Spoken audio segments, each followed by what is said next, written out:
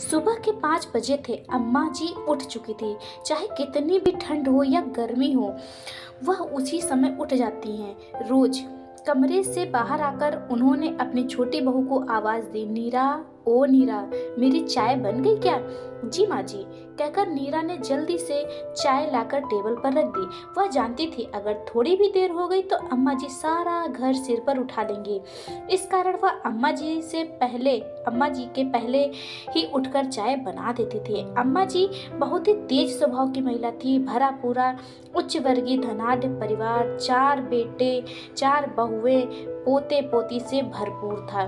पति घनश्याम दास बहुत सज्जन व सीधे थे। घर में अम्मा जी से सभी डरते थे। नीरा उनकी सबसे छोटी बहू थी। उनकी तीनों बड़ी बहुओं को वह कुछ नहीं बोलती थी, क्योंकि वह बड़े घरों की बेटियां थी और उनकी आशा से भी ज्यादा दान दहेज लेकर आई थी। एक नीरा ही तो थी जो उनके बेटे की पसंद एक गरीब परिवार पर बहुत ही संस्कारी लड़की थी। वह उनको बिल्कुल पसंद नहीं करती थी, क्योंकि वो उनके बराबरी और उच्च खानदान की नहीं थी। पर बेटे ने बस उससे ही शादी करने की जिद की, इसीलिए उन्होंने अपने लाडले बेटे की जिद के कारण उसको बहू बनाया था। मन मानकर उसको बहू मानती थी, पर उसको वह एक नौकरानी से ज्यादा अहमियत नहीं देती थी।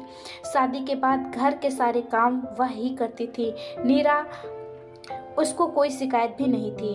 वह सभी के काम खुशी से ही करती थी। बाकी 3 बहुएं बस अपनी किटी पार्टी में घूमना, पार्लर जाना, यही काम करती रहती। रोज की तरह आज सुबह भी अम्मा जी उठी, बाथरूम गई, पर जैसे अंदर जाकर मुंह धोया लाइट चली गई। वह एकदम पलटी, पर पानी होने के कारण पैर फिसला और गिर गई। वह चीख पड़ी और चिल्लाने की आवाज सुनकर नीरा दौड़ कर आई और उनके पति भी उठकर गए।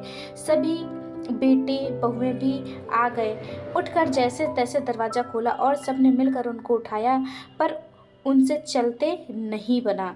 जल्द ही उनको अस्पताल ले जाया गया। सारे चेकअप, सिटी स्कैन हुए। वह एक्सरे को देखकर डॉक्टर ने कहा कमर की हड्डी में और पैरों में फ्रैक्चर हुआ है, ऑपरेशन करना पड़ेगा। ऑपरेशन के बाद अम्मा जी को 1 महीने तक भर्ती रहना पड़ा। बड़ी बहुएं तो कभी कभी थोड़ी देर को मुंह दिखाने भर आ जाती और दूर से बैठकर चली जाती, और बेटे भी उसके बिजनेस और काम के कारण आना कम ही होता और थोड़ा समय भी कम दे पाते।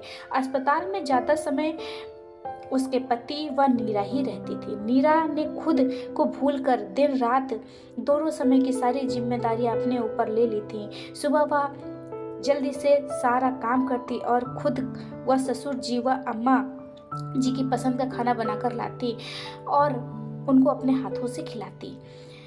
उनके सिर पर कंघी करना, तेल मसाज करना सभी वह करती थी। अस्पताल की नर्सें व बाइयां सब उसकी तारीफ करती रहती। अब उनको अपने किए पर बहुत पछतावा होता। वह जिसको कांच का टुकड़ा समझती थी वह तो सच्चा हीरा थी, और जिसको हीरा समझती थी वो कांच के टुकड़े निकले। उनको अस्पताल से छुट्टी मिल गई और अब करीब 1 महीना हो चुका था। नीरा उनके प्लास्टर कटने के बाद दोनों समय उनके पैरों व कमर की मालिश करती और उनको धीरे धीरे से चलाने की कोशिश करती। इतने दिन हो गए, उनकी बाकी तीनों बहुएं बस एक आध बार एक ही प्रश्न पूछने जाती। अब तो वो काफी ठीक हो गई हैं और खुद ही थोड़ा सहारा लेकर चलने फिरने लगी थी। आज दिवाली थी। सभी बेटे बहुओं ने पूजा करने के बाद आकर उनके पैर छुए। उन्होंने सबको आशीर्वाद दिया और फिर देखा नीरा वहां नहीं थी। वह उसको आवाज देने लगी, अरे नीरा कहाँ हो, यहाँ आओ। वह जानती थी नीरा सबसे बाद में ही आएगी। हर साल की तरह उनके आदेश अनुसार जी अम्मा जी नीरा आई और पैर छूकर दूर खड़ी हो गई। वह धीरे से खड़ी हुई और वाकर के सहारे धीरे से चलकर उनके पास आई और उसको गले लगाकर बोली, तुम मुझको माफ कर दो नीरा। ये सुनकर नीरा की आंखों में से आंसू आ गए। वो रो पड़ी और अम्मा जी के गले लग गई।